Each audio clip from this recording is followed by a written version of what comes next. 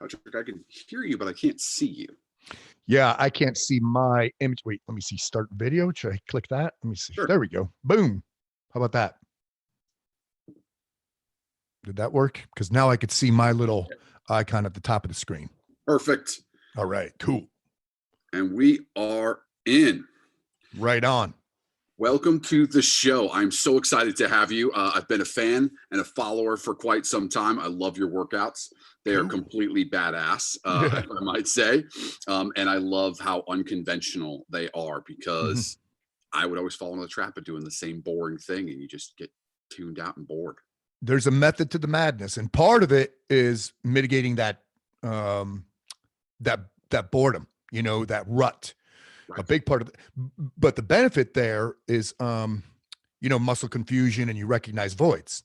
Right. So if you're doing the same thing over and over again, you fall into this rut of complacent adaptation, and you're not making gains. You're really not. You've got to recognize voids. You got to do these real unconventional movements, see and recognize how weak or how unstable you are in those, and then also how sore you are the next day. Then you'll know, damn, I need to start doing more of that. Yes. One in particular that you do that I believe you talked about on the Joe Rogan podcast, if I'm not mistaken, where you take a heavy object like a kettlebell and you turn it up on its end and balance it. Right. Man, my kettlebell, I pound kettlebell, to balance it on its end, hold it, stabilize it with one arm and do a press with that. Yep. Man, if that is work. You're talking all those little stabilizer muscles firing away and going nuts. I didn't realize how weak I was at that until I tried it and was like, oh my God, I embarrassed myself. It's great. Recognize the void. I love that stuff. Yep. Absolutely. So an untraditional way to start the show, but Pat McNamara, I am so excited to have you here. So what I'd like to do is brag for a moment. Tell us just a couple of highlights of where we've seen you, what you've done now, kind of like your short bullet list, and then we're going to get into the dip, your journey, and your story. Yeah, I feel good right now. So I've got a big following on social media. On IG, I think I'm at like 60 some thousand followers. A good YouTube presence as well, and I've become somebody that people rely on to motivate them, to inspire and encourage. And it's become a calling of mine. And I love doing it because the guys who follow me and are fans of me, I'm a fan of them because they keep me honest. You know what I'm saying? I have an obligation now to keep this stuff going because they're waiting for it. So now I have this, it's not like I'm shouldering a burden. I appreciate it. I mean, they're making sure that that I am keeping the fire going, keeping their blaze alive is what I like to say, and they're keeping my blaze alive. So it's fun. Where I'm at right now is real fun. It's like a big gigantic perpetual motion replenished cornucopia of piss and vinegar and fire. I love it, man. It is so motivating. It's complete badassery, as I like to say. Yep. I love it through and through. So let's start at the beginning then. Where did you grow up? I grew up in Connecticut. I was kind of a quirky kid, went through a metamorphosis in middle teens, started sports later in life, like mid-teens, was a wrestler. I got good at it. Joined the military when I was 17, delayed entry program. And I went in 1983. So I'm 55 years old, if you can't do the math. And I landed a special forces contract, which meant I went directly into, after basic training and airborne school, went directly into special forces training. And then I had basically a 22-year career in special ops. I retired in 2005 and been doing sort of what I'm doing now ever since then. The first couple of years, it was for a corporation, lessons learned, hard lessons learned. And then since 2010, been running under my own banner of T-Max Inc. I love that. So there's a lot to unpack there. So I Yep. appreciate you giving me kind of the broad strokes. When we look at your military career, which was very long, hmm right? Give me your high and low point while you were in the service. So what was your worst day and what was your best day? Well, there were several, it was like I mean, there were so many ebbs and flows, super lows, super highs, but there were several of them. For instance, if you take a look at like my record, if you have it in front of you, you go, damn, this guy's done all the schools, all the qualifications, all the cool units and everything like that. But I didn't fall into them feet first. There were several of them that I failed out of and I had to redo. Wow. And that is crushing, especially when you prepare for it. You're looking forward to this new qualification or this new course or new school or new unit, and you're going through tryouts or selections and then you fall flat on your face, just you are and I've hit that rock bottom so many times in the military, it wasn't even funny. You get used to it. I almost got used to it. It's like, all right, this is not the end of the world. So long as they're going to give me another chance, I am going to take that, and I was fortunate in all of those that I was given another chance. I could write a book on how many times I failed.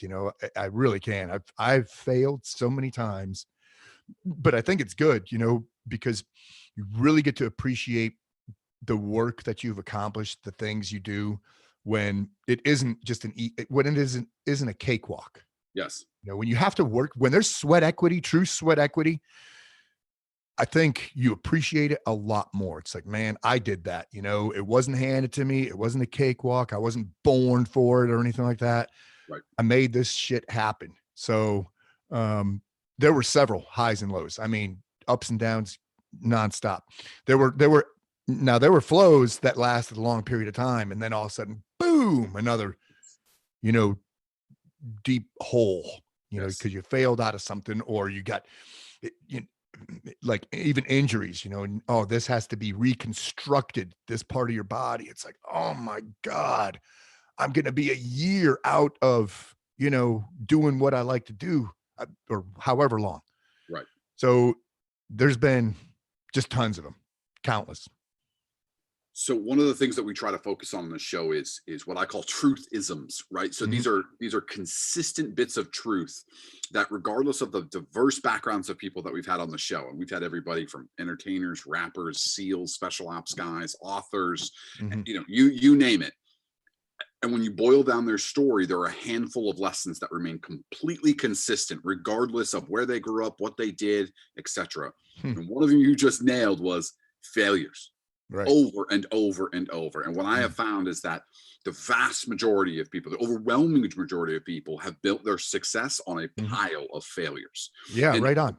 almost coming to Jesus, if you will, coming Mhm. to becoming very comfortable with discomfort, right? Yep. Being comfortable with those failures that happen, Mhm. and being able to recognize it, recognize that discomfort, and build on top of that and Right. learn from it, right? It sounds obvious. It sounds almost like a trope, but it's true. It absolutely works, and it's consistent across so many different disciplines. I mean, Mhm. we had guys going through the combine to play for the NFL who had that same experience, and we had other guys that were authors, right? You couldn't get sort of further apart, and yet Mhm. their stories were very similar in that way. Yeah, I So, I mean, I continued to, have a succession of failures after I retired too. So, both in the military world, corporate world, and then, being my own guy, my own brand, I've had a right, series of failures. right. I like to say that the success that you've reached now Mhm. attracts people, right? They're like, "Oh Yep. wow, he's killing it. He's doing all Mhm. these amazing things. He gets to live this life." But it's actually the struggle that connects us, Right. right? That's what people are like. That's what they bite into, right? Mhm. They might see sort of the success flash of it, but really it's that struggle that people connect with, and that's a lot about what we talk about here. So when it comes to that, you mentioned an interesting change, I'll call it, from military life to corporate life, and that's Yes. something a lot of military guys struggle with, Mhm. is that switch, especially when they've had such a long career like yours doing a lot of cool shit. Mhm. That transition can be even more difficult. Describe that to me. What did you do when you got out? W Well, I I retired in '05 and I was hired by a corporation prior to retiring. So they already had a job laid out for me and they wanted me to build a training business for them, kind of like a tactical training business for them. And I was picking low hanging fruit. I was like, yep, there's a job. Boom. I'll take it. And I didn't realize that I was unhappy. I was not happy working in that capacity. And I was super, super comfortable too. That's the other thing. Yeah. And being comfortable leads to complacency. So I was very comfortable because 22 years in the military, you don't think about, job retention and stuff like that and job security. And then with this corporation, it was made up of mostly retired military guys, all retired military guys. So I didn't think about, job security there either. Right. And then I got freaking laid off a couple years later. And damn, talk about that was a real dark moment in my life, getting laid off, because it's foreign. It wasn't like it's happened to me before. Right. Now I'm in my 40s and I get laid off. I'm like, what does this even mean? What do I do now? Right. I've got bills, I've got family, I've got stuff to pay for. Whereas, because it never, ever crosses your mind. And I had no backstop. All my eggs were in one basket. There was no backstop whatsoever. Never, ever happened again, after that, ever. But sometimes you need that to take that bumpy road to appreciate the smooth highway, because once you're on the smooth highway, damn, you could just you could open up those 4 barrels and let that machine eat.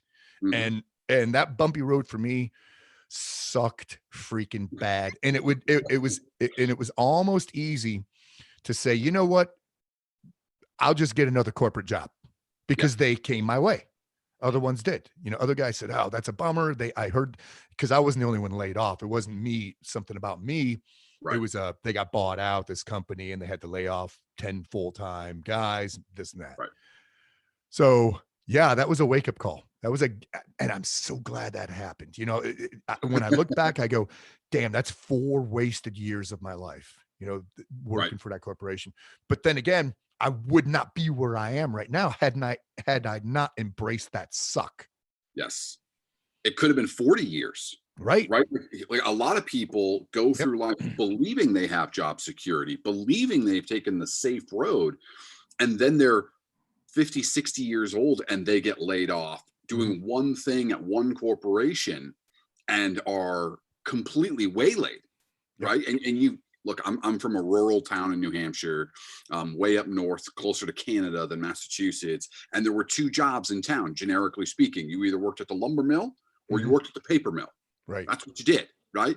And when that business changed and effectively left the state for all intents and purposes, you would see guys that would say, well, that's it with my life. They would just sit on the sofa and drink for the rest of their life, because that was their one job, their one skill set. They couldn't adapt to the change, and it was over. For you, you were forced to embrace the suck early, right? Relatively speaking, 4 years is, a long time for some, but actually very short in the span of your life. Right. And you have a valuable lesson, which is sort of own your revenue, right? Own your audience, own your revenue, own that piece, control it yourself. Higher risk, higher reward. Right. Right. Absolutely. Yeah. So, okay. And go ahead. I'm sorry. I was just going to say, so you've been, you got laid off, other corporate options became available. And this is the critical part that I love to talk about, because you could have taken that easy way out. You could have just hopped to the next corporate gig and been right on that train. Yep.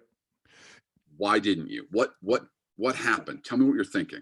Well, some of it was encouragement by other people. It wasn't just that I had this epiphany. So I'm scared shitless. I'm like, what in the hell? Because you can't live off of military pension. Right. You can't. It's impossible. So I called 3 friends of mine who had corporations, told them the scoop, and I was blue. I was trying to, Pat Mac it up and be show a little enthusiasm, but I was down. I was really bummed out. And all of them said the same thing. These three guys. These are three guys I worked with prior to in the military, in at the unit in special ops. And all three of them said, absolutely, I will take you on, but try to make it on your own. Do something on your own. You could do this on your own. You can.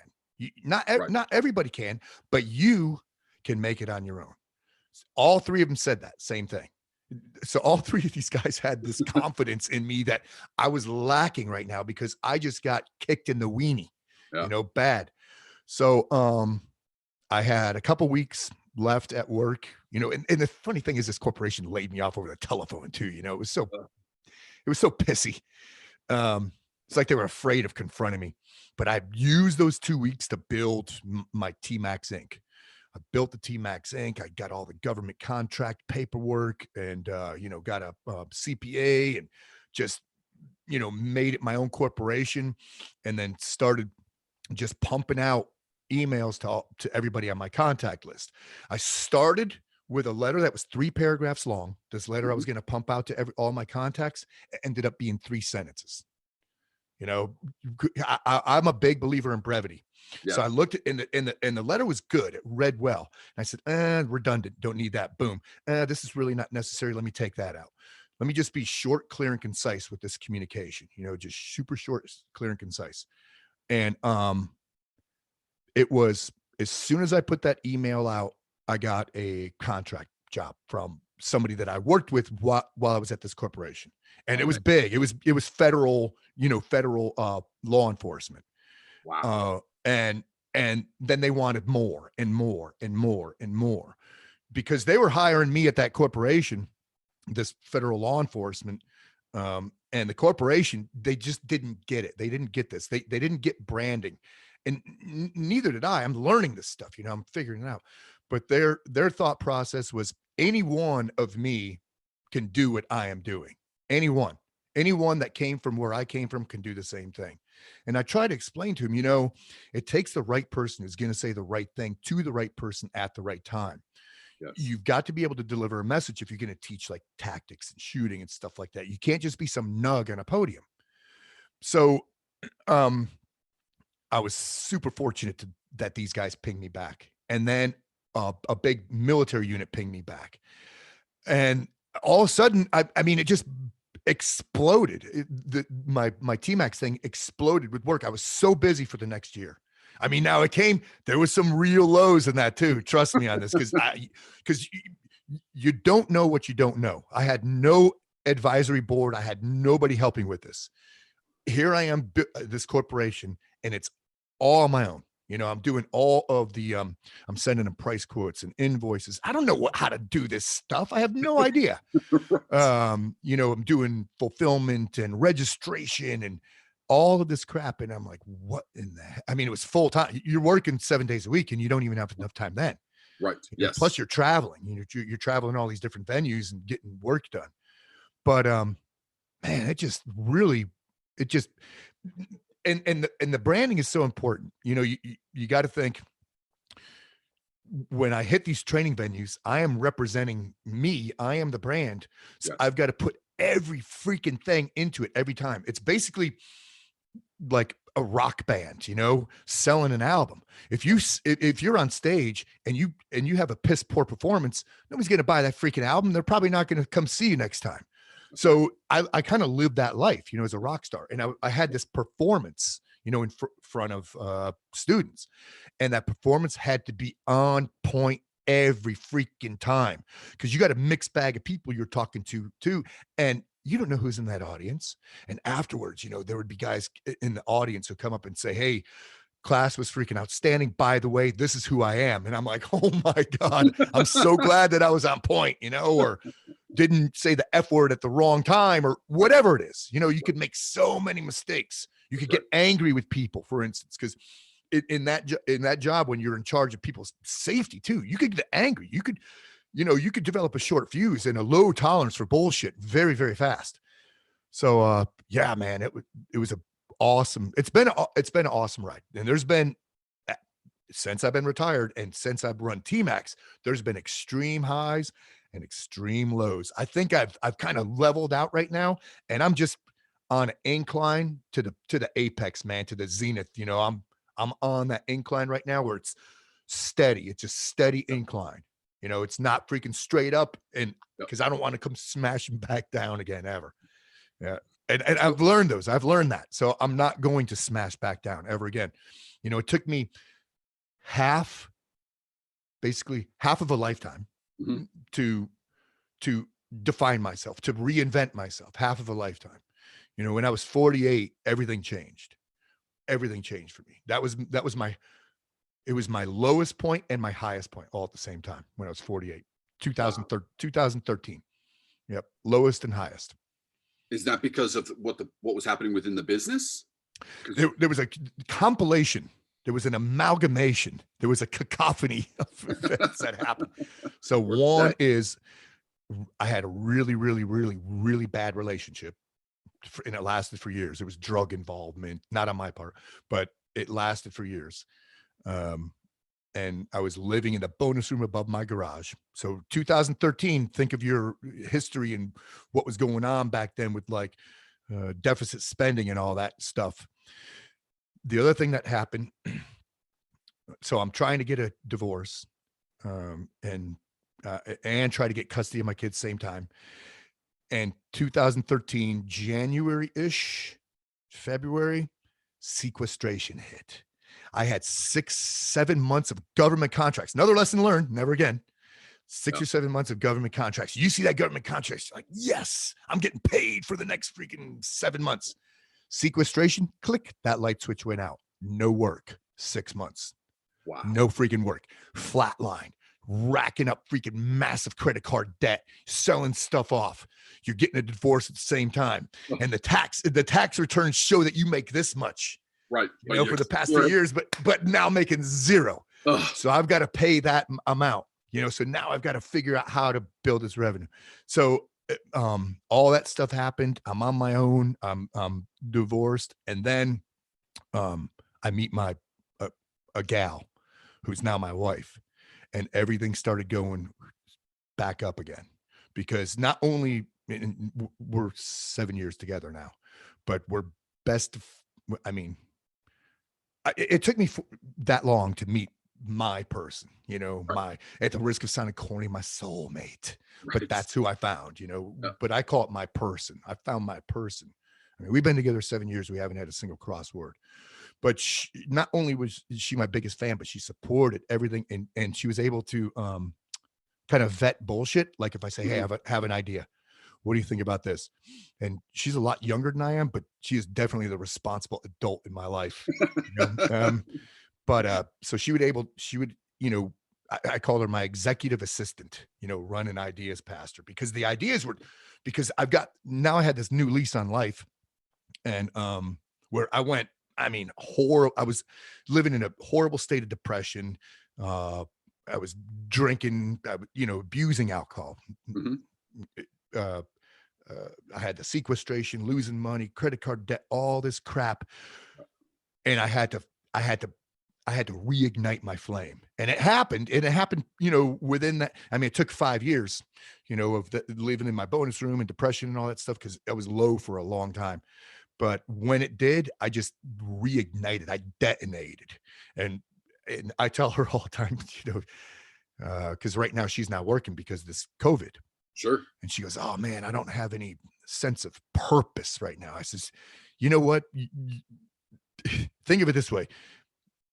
You fire me up. You keep my fire burning. I mean, dude, that is purpose right there. I get it. You know, you're stale, you're stagnant, you're not working, but man, just keep doing what you're doing. Just keep firing me up, because I've been busy during this thing, but I can't do it you can't do it without that support. You know, you can't.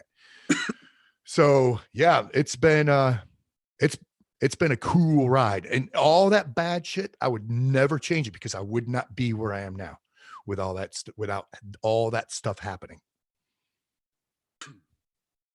And that is so valuable, and you're so candid and share that message, because that's something a lot of people go through, right? Their own version of it, of course, but right. Many of us have gone through low points in our life where we felt that the world was against us, everything was against us, the man, the universe, fill in the blank, whoever you want to pick on. But at the end of the day, ultimately it's you. Yeah, You man. made the decision to Mhm. take action. And so one of the questions I was really excited to ask is, your focus and intensity Mhm. is legendary. I mean, it's part of your brand. It's really part of who you are. Right.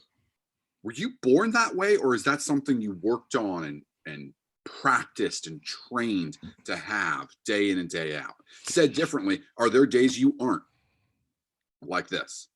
Let me. I'm going to answer all those. Number one, I don't think we're born with it. Attitude is it's a trait that could be learned and nurtured. You know, Mhm. having that attitude.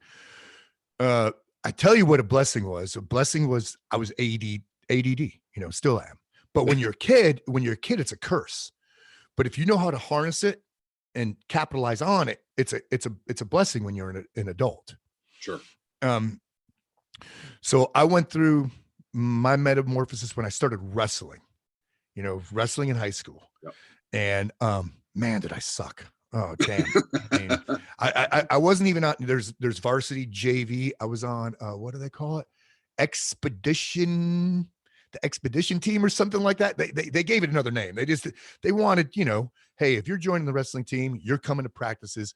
There's other kids who aren't on varsity or junior varsity in other high schools, and we'll have wrestle-offs between you. You know, Right. ass kicked, ass kicked, ass kicked, ass kicked, ass kicked, you know, over and over Right. and over and over again. But but but I appreciated being there, you know, and they made me part of Yes. their team. You know, the next year, same thing. I sucked, but I won a couple matches.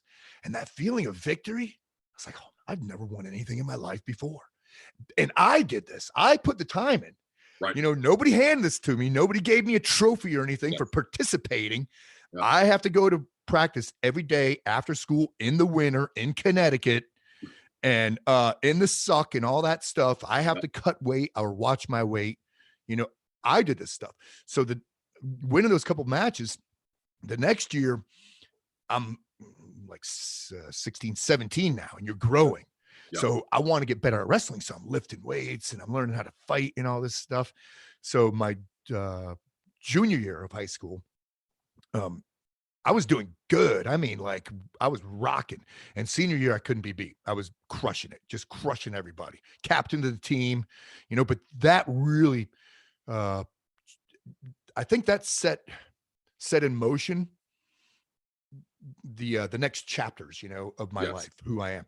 And my dad always he'll he'll still say it today. He says, "Yeah, your coach, Paul Campagna, dude, that guy helped change your life." You know, and sure, it was him, but it was also being a part of that team and you know being accepted as a goofy, weak, redheaded, freckle-faced, punky kid, and so that really helped develop who I am today. Now, the other part of that question, am I always fired up? You know, I go through ebbs and flows. There's days when I definitely during this coronation too. You know, I'll tell Rebecca, I'm like, oh my God, man. I'm so because my human is like a human barometer right now. You know, Right. if a front's rolling in, I could feel it because I retired with 4 reconstructive surgeries and 13 broken bones. So when the barometric pressure changes, my body is barking. But I have a couple sayings. One is, you know, mobility equals survivability and motion is lotion. You got to Yes. keep it going, especially if you've been injured before. And you got to work smart, you know, because it's called fitness, not brokenness. You've got to work the machine so that it's healthy because I'm my focus is stronger, longer. I want to Yes. be, I don't want to be a badass yesterday. I Yep. don't want to be a badass yesterday. I want to be a badass tomorrow. Yeah. Too many people, especially if they have like a cool military career, they rest on their laurels, just Yes. resting on their laurels. You know, this is what I did yesterday. I can't stand those guys. And I really never, you wouldn't hear me talk about it if we had a beer together and you didn't know me. I wouldn't say, yeah, I was a special ops guy. And I wouldn't be wearing a freaking veterans hat and stuff like that and parking in a veterans parking spot. You'd never hear it from me. You know, it becomes just, you know, part of a conversation, something like this. You know, Right. it's interesting because it lays the groundwork and all that stuff. But there are definitely days when I'm going, oh man, I just don't have the drive today. I'm freaking No. tired. But I try to mitigate that by doing something the day before. And what I do the day before is lay out a strategy for the next day. So I'll jot it down on a whiteboard, and I have to abide by this little whiteboard. I mean, sort of like capitulating to the whiteboard. But I'm going to do it. They're just they're small tasks that aren't they're not a bridge too far. They're just stuff I want to get done, and I'll write out the workout that I want to do. So I do my system: power day, strength day, speed and quickness, hypertrophy, but I'll just write that down. Tomorrow is strength day, that kind of stuff. So I'll see that whiteboard in the morning, and then I'll get on this too. If I'm feeling blue, I'll get on this thing and read the comments or the IG messages. People say, "Hey man, thank you so much for doing this." And I'm like, well, I tell Rebecca, I said, how can I not? I have to go do this stuff now. I have to be productive. I have to make something with my hands. I have to work out. I have to show these guys who are following my system, the improvised workout that I'm doing. I have to talk about helping people or the basic dude stuff or whatever it is. Right. Because and I'm so grateful for that I have that. I have now this is a support mechanism for people. I'm giving them support through here, but they're doing the same for me. Of course. They're doing the same thing. Yeah, symbiotic. Yeah. So without that, man, I owe it all to my fan base. I really do.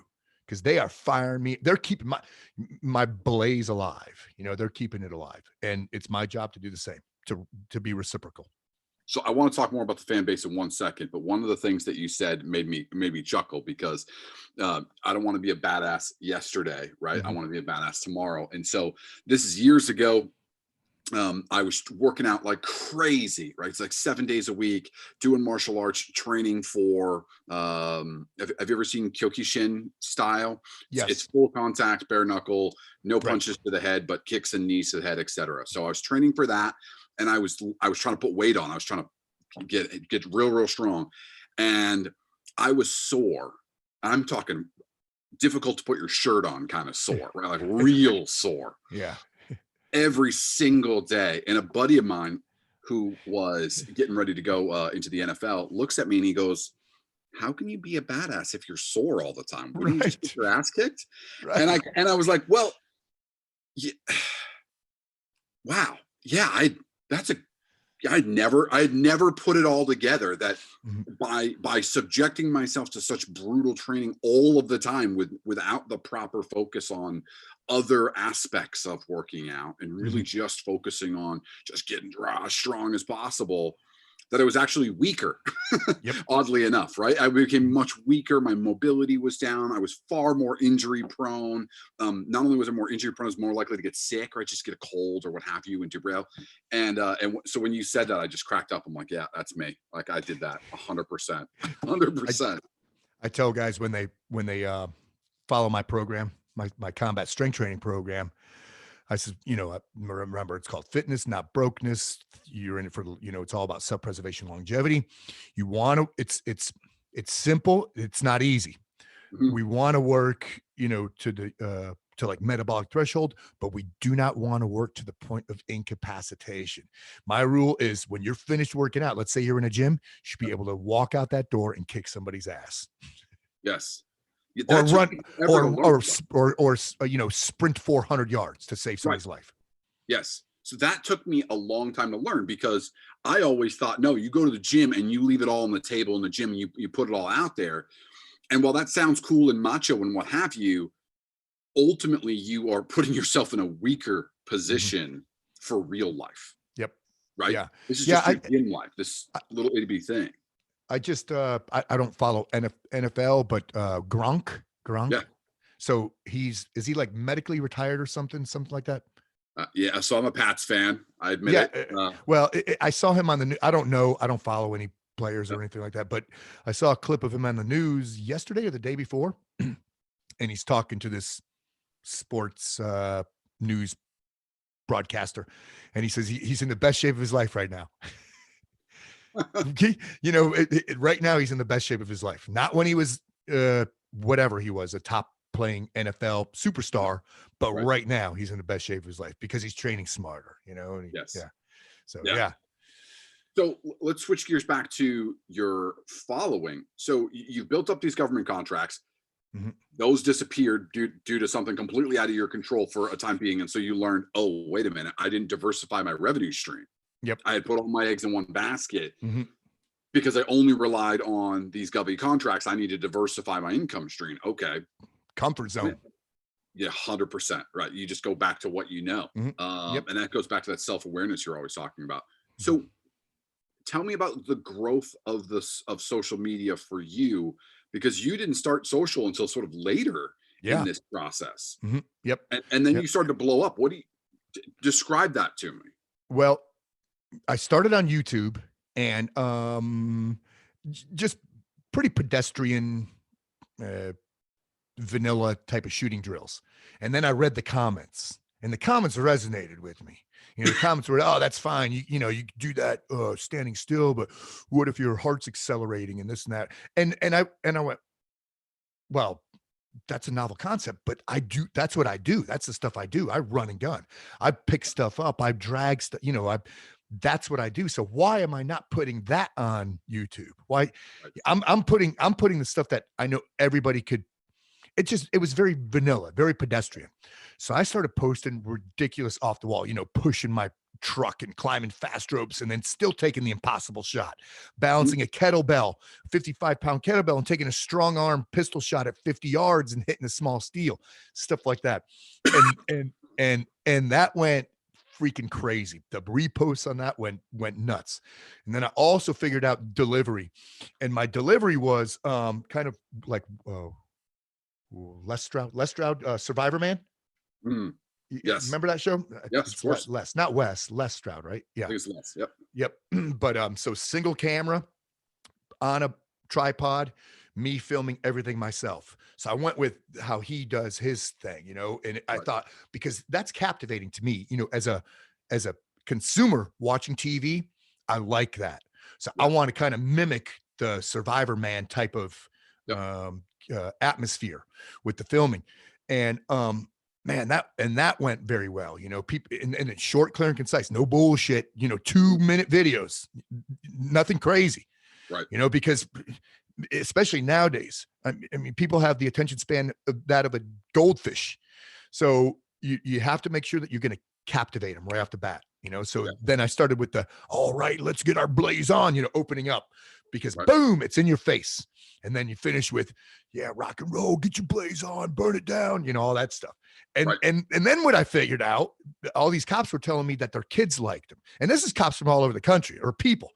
Right. This thing became like a kiddie. It was for my YouTube channel. I had all these kids subscribing to it. Like, they just love this persona and this character. And still now with like BDS, kids more than anybody. My demographic is a mile wide. It's funny. It's super funny. So anyway, the YouTube thing started taking off and people started recognizing me. It's like, oh, dude, I love your videos, you know? My wife at the time, she was my girlfriend at the time, said, hey, you got to get on other social media platforms. Yep. Well, I just got on Facebook. And the only reason I got on Facebook is because somebody was impersonating me on there. So in order to report them, you have to be a member of Facebook. So I had to get I had to become a member. So I was a Facebook guy, but you know, it's Facebook, whatever. Right. But so Rebecca, my wife, said, hey, you got to get on this thing called Instagram. She's showing me hers, you know, and I'm like, oh, that's really neat. So I said, all right, let me try this. And you know, instantly got somewhere, you know, 500 people. I'm like, oh, people give a shit about what I'm doing. Right. And then, you know, I started posting more and more. And then I started looking at the likes, you know, what did people like? And they went, oh, they don't like this crap. They like this stuff. Yeah. So let me stick more with this. Let me stick with the workout, with the shooting, with the beer, with the muscle cars, with the rock and roll, you know, cool guy stuff. Yes. You know, that's got to be my thing. I'm not going to show plates of food, which I don't mind, you know, when people show their plates of food. But I'm not going to show that. I'm not going to I'm going to try to stay away from the mundane and try to keep it just interesting and fun and also educational. but always upbeat too. That's a big one, because visceral, shrill, it only sells to those people, you know, the negative, it only sells to negative people. I want more positive people following me.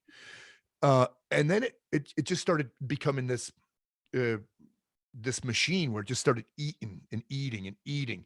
And you get smarter about what you post, when, who your audience is, and you got to pay attention to your audience. You have to. I mean, they're your they're your guys, man. You know, they're your people.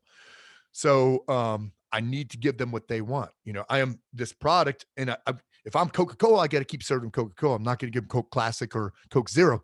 I'm going to give them Coca-Cola. But and then I had a couple, you know, reposts from people, and I'm still figuring that kind of stuff out. It's like, damn, man. And then it was amazing how it just kept climbing and climbing and climbing. I'd look at it now, and like my IG goes up 1,000 a day, for instance. I mean, that's pretty freaking good. Now, granted, I just got a big boost in March from doing the Jocko podcast. And then a year ago, March, I did the Rogan podcast. So that was a big, big push, you know? Yeah, substantial push. But but speaking of not all your eggs in one basket, you know, I'm on YouTube, Facebook, three different Facebooks, two different IGs, YouTube, Patreon, LinkedIn, you know, have them all, because you can't just, because I've learned about that before, having all your eggs in one basket. And it's good to have that. It's very fulfilling having that kind of following, and knowing that I'm putting out positive stuff that is actually helping people. You know, the fulfillment for me is massive. I don't get paid for that, but actually you are getting paid for it. You know, it's payment, man. That payment is good. Getting fulfilled from knowing that you're helping people be better people. Yeah. To me, that's incredible. That's my greatest fulfillment. It's not dollars in the bank, you know, it's not things in my garage. Right. You know, it's not material. When I get messages from, oh man, and I've kept a bunch of them, you know, I mean, tons and tons. And I just started saving them maybe a year ago. And I think, damn it, man, I wish I would have saved them from way back, you know. But they're heartwarming, they're tear wrenching, they're inspirational, you know, these messages. And I'm like, and I tell my wife, I said, Rebecca, I don't know what the hell I'm doing. I'm just some dude, man. And she goes, no, that's what people want. They want, just keep doing what you're doing. You don't have to fake it. I said, I wouldn't know how to fake it. No idea how to fake it. So yeah, man, I'm very, very grateful, and I'm in a good place right now. And I wouldn't be in this good place if I didn't have the suck show before, you know.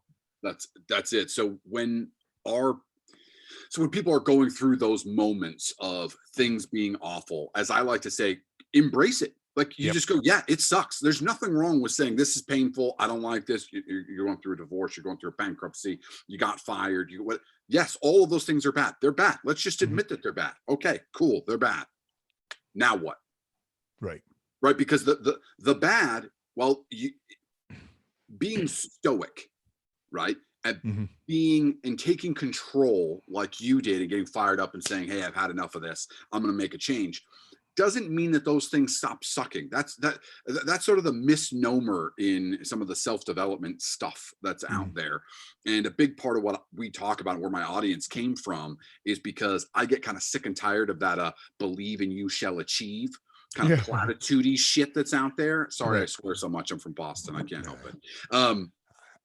But I really don't like that. I love granularity. I love, okay, now what? Tell me what to do. Right. Give me the details on how you became who you are, how you dug your way out of this hole. I want details, not catchphrases and platitudes. And so one of the lessons that I learned going through difficult times was, and this is going to sound so small, but but every journey starts with a small step, which is I found this push-up challenge. It's really simple. So all it was you had to do a certain amount of push-ups, a certain amount of sit-ups, and a certain amount of squats every day for 60 days. And some days it was like 5 each. And other days it was 100 each or 200 each, no break, right? Like just brutal. And it wasn't about being in shape. Actually, not at all. It was about what can you control? I can control this one little thing. All this other crazy bad stuff is happening all around me. Every morning I get up, I have my water, I go do my challenge. And then after that, well, that starts building this small positive habit, and you start building on that and the next one and the next one. And it doesn't happen overnight. You just stick with it. And it's amazing all these little positive habits that start to build off of that discipline and that structure of you can controlling what you can control ultimately. Massive, massive. I love it. I love it. And it takes me back to that little whiteboard, you know? Yeah. That little whiteboard, because that's my control. I have 3 different whiteboards, you know. Well, one of them is this year. One of them is this year. So it's calendar whiteboard. I like that. One of them is this month, the stuff that is, you know, that's high priority that I need to take care of, you know, get the cars registered, renew this license, you know, pay this, whatever, those kind of things, the stuff that needs to get but I look at it every day as I'm walking in and out of my garage. I take a scan. That's my podcast too, you know, are on there. Podcast next Thursday, 3 p.m., you know, that kind of stuff. So I'm walking past that. And the last one is a little one, and it's in my kitchen. And that's the implied task that'll be done tomorrow. So I go to bed thinking I have purpose for tomorrow because there's stuff on my tomorrow's whiteboard. So I have something, you know, I got stuff to do. And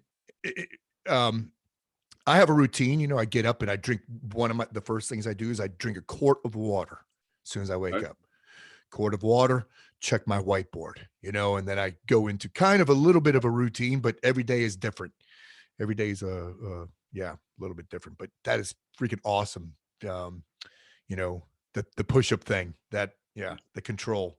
It made a huge difference in my life. So my whiteboard's a little different than yours. This is my whiteboard. I am a notebook freak. I got 100 of them, but there's one that I always go to every single day, all day. And every day I rewrite my to-do list based off of yesterday's to-do list. Oh, good. Yeah. Right. So what that does is, you know, some of those things are repetitive. Like I study language every single morning. So I wake up in the morning, I have a big glass of water. I sit down, but this is early before everybody else in the house gets up, and I study Japanese for a half an hour. Nice. Now, if I'm traveling to a foreign country, I obviously know that a good amount of time in advance, I will switch and change to that language, whether it be Spanish or Italian, you fill in the blank. And while I never become fluent, what it does give me is a bit of situational awareness, so that when I'm in that foreign country, and I've been to a few countries where things are a little more sketchy than they are here in the United States, and your ability to at least understand some key words and key phrases really helps your confidence and your safety. 100%. So I study my language at first thing in the morning. Then I read. I always put a low barrier. Then I go, hey, I want to read 5 pages in a business book, because that's my thing. I'm big, you know, obsessed with business. And so whether it be a nonfiction book, or biography or something having to do with sort of business in the world, because that kind of gets my head wrapped around it.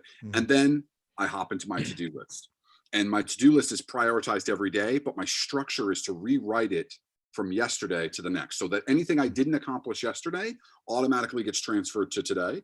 There are those repetitive things that happen. All of those are on there, right? And what that does is it focuses me on what are the things that I absolutely have to get done today. And my to-do lists aren't crazy long. They don't need to be. But it really has helped me, especially during this coronacation. I will tell you what, I feel more productive now and busier now than I've ever been. Same. It's crazy. Busy. I've been hopping and popping, turning and burning at both ends during this. 100%. Like not enough hours in the day. Right. Yep. I was saying to my wife, I have 2 small kids. I was saying to my wife the other day, I said, I feel like I see my kids less now. And they sleep, 10 feet away from me. I feel like I see them less now than when I had to go to the office every day. Right. Just a crazy thing. So, okay. So we're getting towards the top of the hour.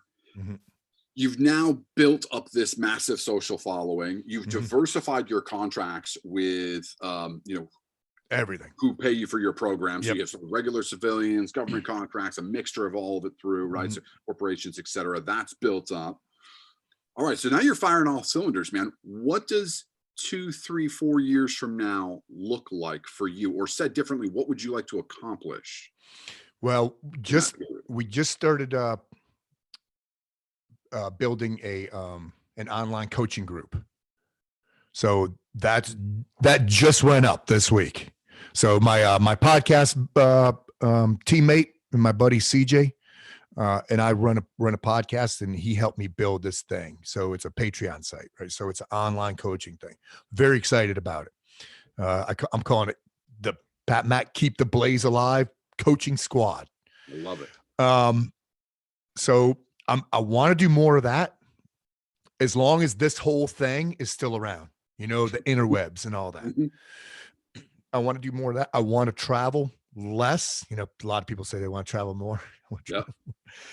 If I travel, I want to go to cool places, not to shitholes in the freaking country that nobody ever heard of, because that's where I go. I go to spots on the map. I don't go to cool places anymore. I want to write more. I've written a couple books, instructional type of stuff, but I want to write some like satire, some comedy. I like funny. I like in your face. One of the things I would really like to write a basic dude book, basic dude stuff book. That's one of the things I do online. So the basic dude right stuff. now, by the way. Yeah, right. But I really want to do that. That would be a lot of fun. And anyway, I'm not going to disclose the idea I have because somebody might police that thing up, but it's a good idea. I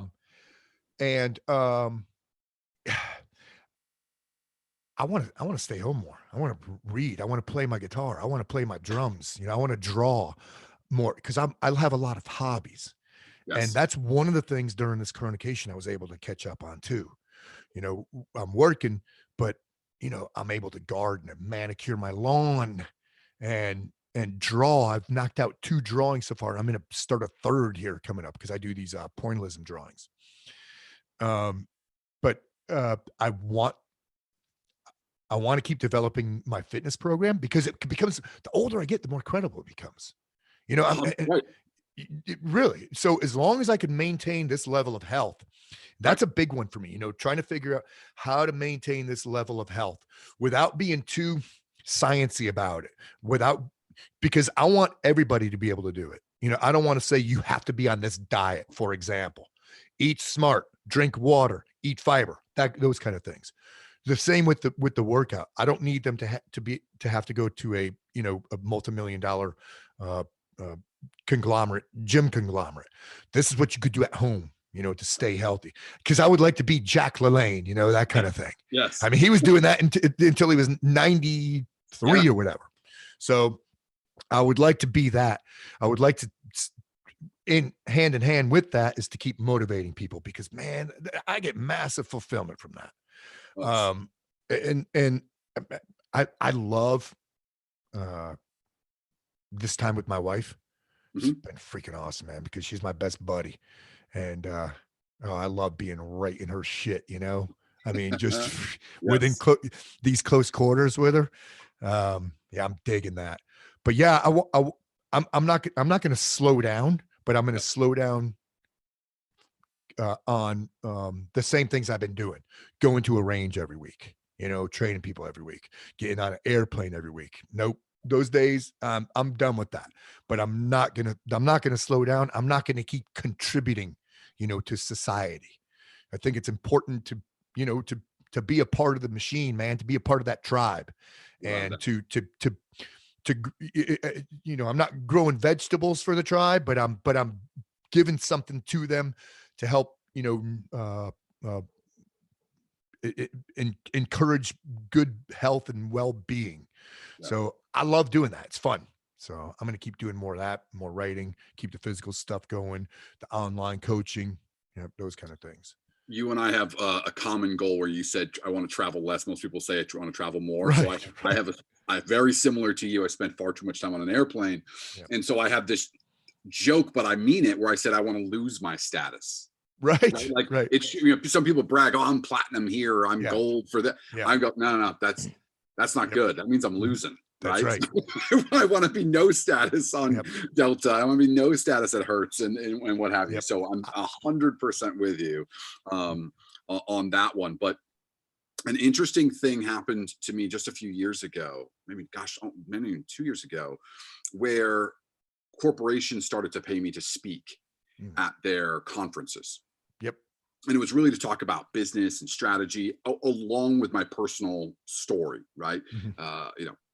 Grew up in a poor lumber mill town, single mom, alcoholic, went through some crazy stuff, fine, and was able to, dyslexic, was able to like figure out to reach somewhere.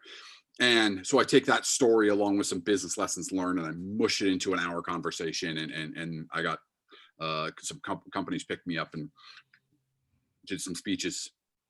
And one in particular was in Las Vegas. And I'm on stage and there's this, I feel like a young kid, but he was probably nearly 40, is sitting there right up front. And this is an audience of all CEOs, CTOs, right? So these are operators on the tech side of these businesses.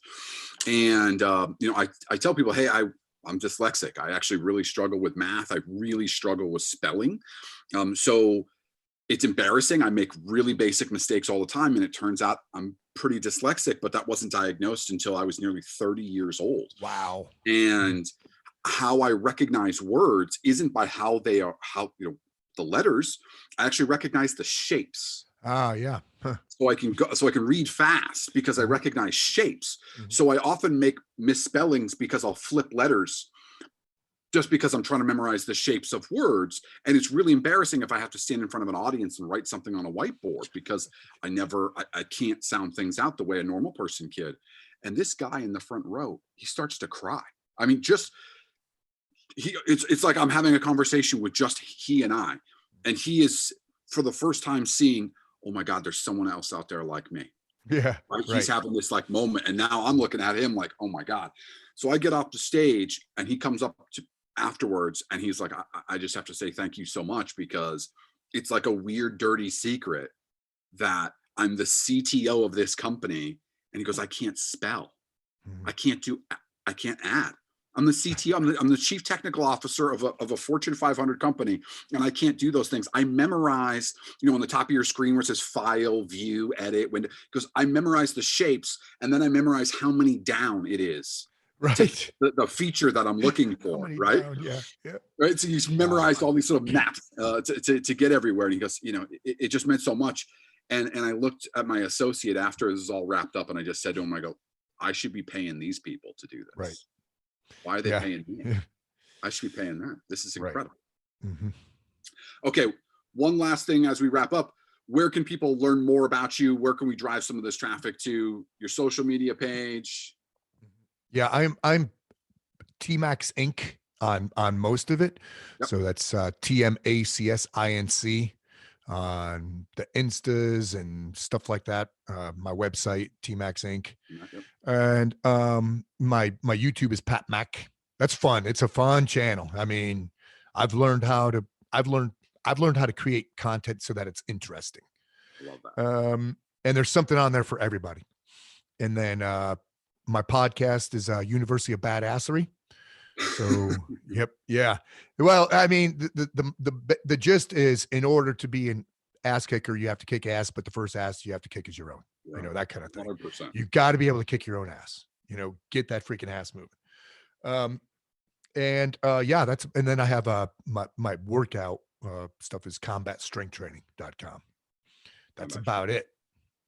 That's a lot. And I'd love to see and challenge you to write that satirical comedy because that is out of your comfort zone relative to what your brand is. And I think that is just incredible. Like that to me is just so awesome. So I'd love to see you push something out like that. That would be incredible. Thank you so much for being here. This has been amazing. I really appreciate it. Audience, thank you for tuning in. Until next time. Thank you. Hey, thank you very much for having me.